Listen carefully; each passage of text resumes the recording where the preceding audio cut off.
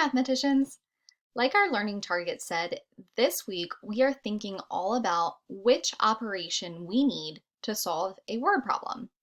So the first thing I want to teach you is that some word problems require us to use addition. That's when we're putting two groups together.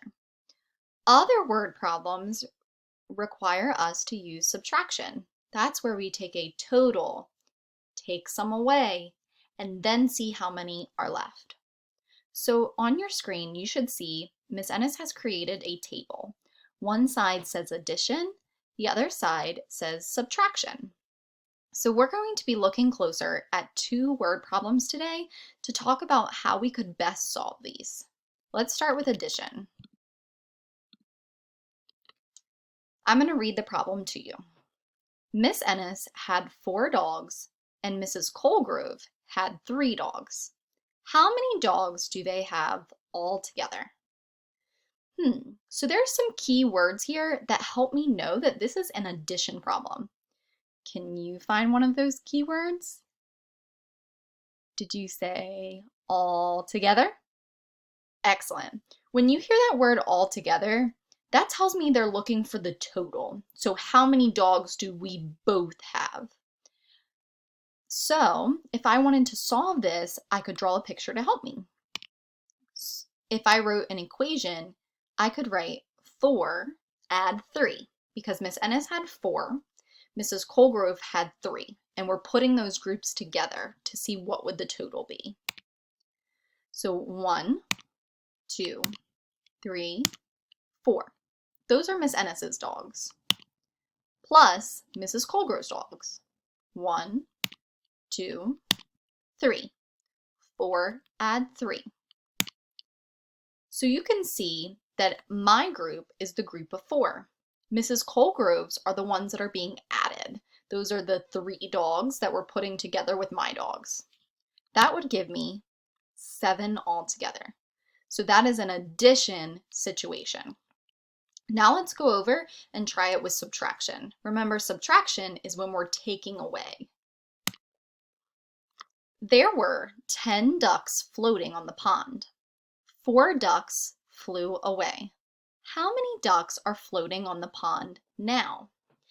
So what are some words in this problem that let me know it's probably going to be subtraction?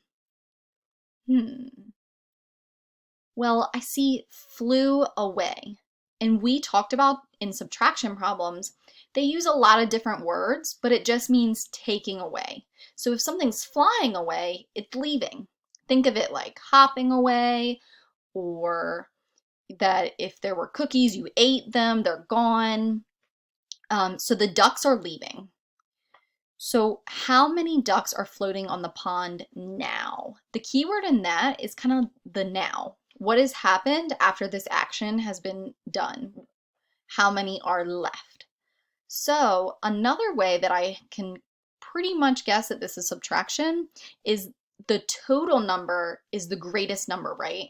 So it's 10 and 4 being taken away, which tells me that the difference is going to be smaller than the less than number 10. Sorry, I just got all tongue-tied. So 10 take away the 4 ducks that are flying away. I can think of this too, kind of like a number bond, where 10 was my total. That's how many ducks were floating in the pond. 4 are the ones that are flying away. So now I need to think about what is that other number that would make the number bond to 10. There's my 4 ducks that are flying away. So that must mean there are 6 ducks left in the pond. 10 take away 4 gives me 6. Okay, for your math exit ticket today, you're going to be deciding if these problems would require addition to solve them or subtraction to solve them. So let's read them together. Alexis has $8. She spends $2 at the store. How much money does she have left? Already some words jumping out at me.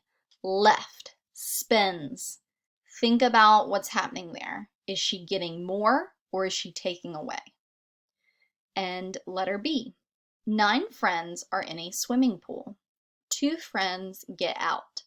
How many friends are still in the pool? Okay, same thing. Think about, what are you starting with? Are friends being added or are they getting out? And what is the question really asking here? It's asking how many people are still in the pool after some got out. So decide which operation you would need to solve these problems. Give yourselves a pat on the back, mathematicians. Nice work today.